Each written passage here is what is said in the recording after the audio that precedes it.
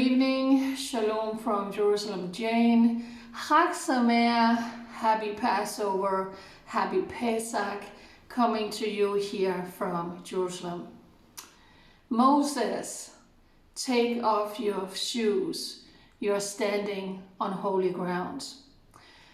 Moses saw a burning bush, he heard the voice of God, you are standing on holy ground.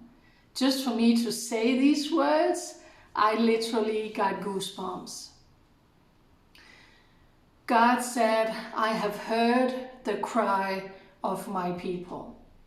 Now, what people did he talk about? Did he talk about the Japanese? Did he talk about the Norwegian? No. He was talking about his children, his people, the Jewish people. I will send a Redeemer, and I will deliver them out of Egypt.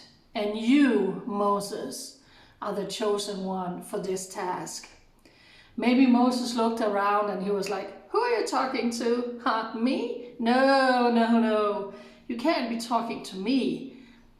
I'm not good with words. And God said, I'll send Aaron. Aaron, your brother, is going to be with you. And we all know the incredible story of the Jewish people, God's people, coming out of slavery, out of bondage in Egypt. The script for this story, only God could have written that. Not even the best screenwriter in Hollywood could come up with that. Now, in order for them to even be in Egypt, there was a young shepherd boy who was sold by his brothers into slavery in Egypt. One of my favorite characters in the Bible, Joseph. See, God took something that seemed unfair, horrendous. He took him in, he got favor, he rose in the hierarchy, he married the daughter of the Pharaoh, and his family and all of his people came into Egypt. But later, Joseph and that whole generation died, his brothers, and there was a new Pharaoh, and he didn't know Joseph and that story. The Israelites, the Jews, became slaves in Egypt, and they were multiplying, and they saw them as a threat, and they became slaves. But even as slaves, they were prosperous.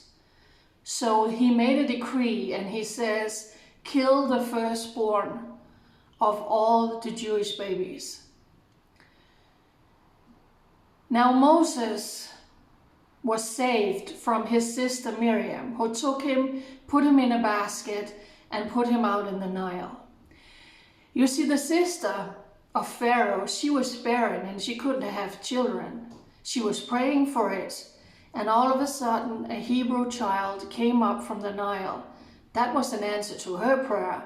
Like I said, it's the best script. Only God could orchestrate all of this. So he became Prince of Egypt. When I was a teenager in Denmark, there was a cartoon, The Prince of Egypt, that came out. I loved that movie. I saw it so many times. The song with Mariah Carey and Whitney Houston, When You Believe, was a hit all over the world. But Moses saw how the Jewish people, was treated under slavery. And one day he killed one of his own, and he was abandoned.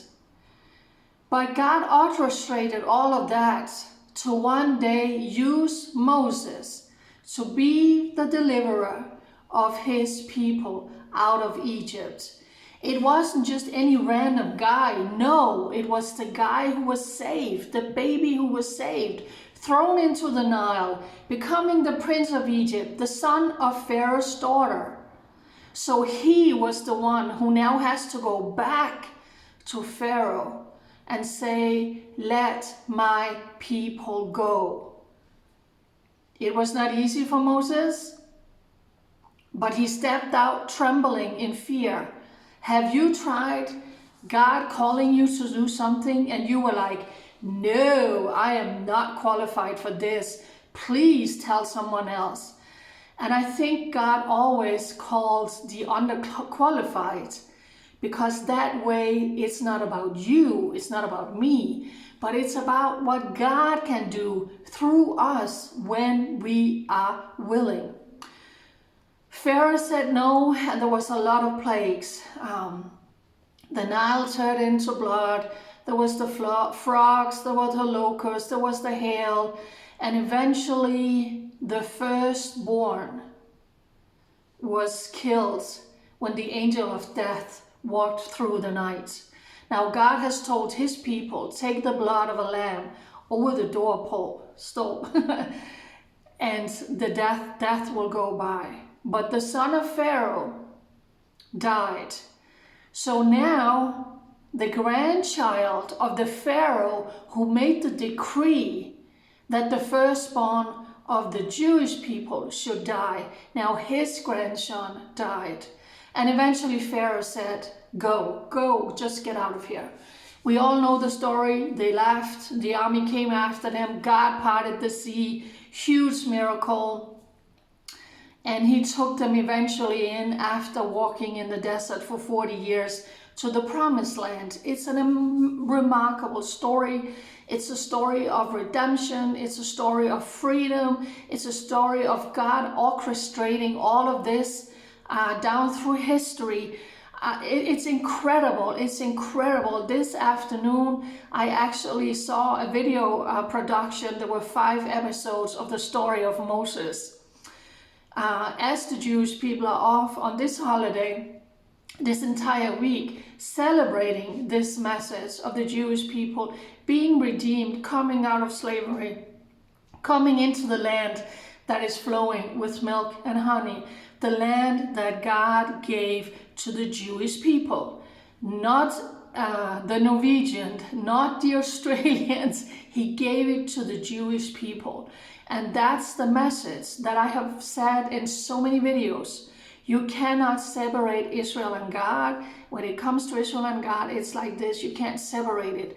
God created this nation. He put the boundaries down. He put the borders down. He put his name down. And he gave it to the Jewish people, never to be uprooted again. But they have been persecuted, haunted, and killed down through history, only for the reason of being God's chosen people, being the Jewish people. So today Israel is surrounded by enemies within. We have been attacked on numerous times. Since Israel was reborn, prophecies was fulfilled, the Jewish people came home, the land blossomed. Israel has been attacked numerous times. Israel did not start a war, but Israel has won the war, because when you're fighting Israel, you're fighting God, and God is faithful with his people. But we also know what has happened on October 7. Israel was brutally assaulted again, the worst onslaught since the Second World War.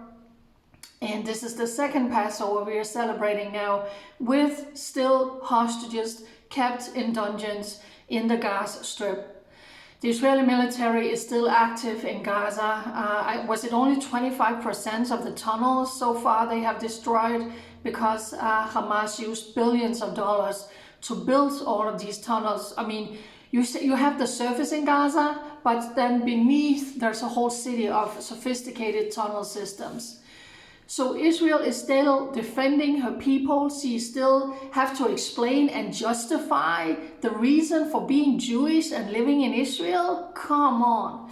So as we are off for the holiday, it's a full holiday. First it was Shabbat. Hamas fired 4 rockets into Israel yesterday. On Friday night, they fired rockets into Israel. Yesterday they fired rockets into Israel. And 4, when the Jewish people were sitting at the Seder dinner, 1 rocket was fired today. So within 24 hours, we have had 5 rockets fired from these wild terrorists in Gaza. And then literally about 40 minutes ago, all of a sudden my phone is blowing up.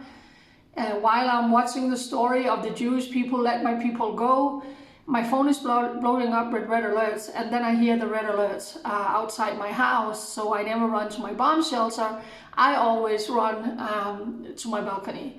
And there you have it, red alerts. And I shared it out on all my social media. I made a small video and I said, here we are on Passover. The Jewish people are celebrating Passover, and now millions of Israelis, literally from Tel Aviv all the way down to Jerusalem, has to run for their lives to bomb shelter because the same evil is still coming towards the Jewish people today.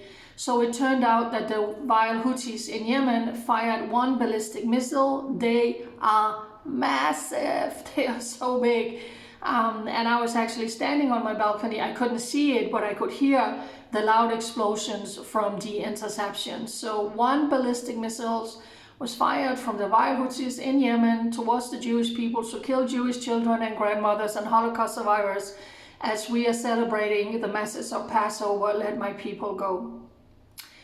Just before I started this video, I saw that shrapnel from the interception fell in the area of Hebron, actually out in Judea and Samaria.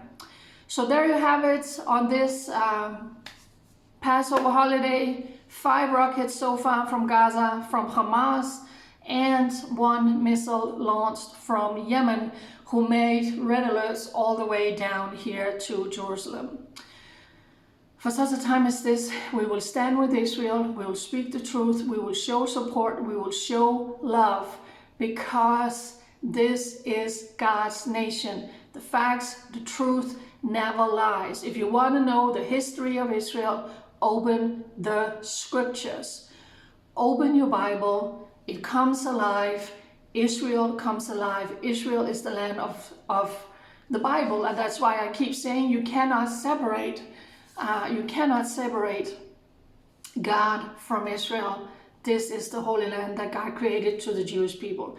So yeah, I didn't plan on making this video, but when I all of a sudden have red alert on Passover while I'm sitting watching the story about let my people go, I just decided to jump online and just make this video so all of you know that this is what has happened here within the last 24 hours.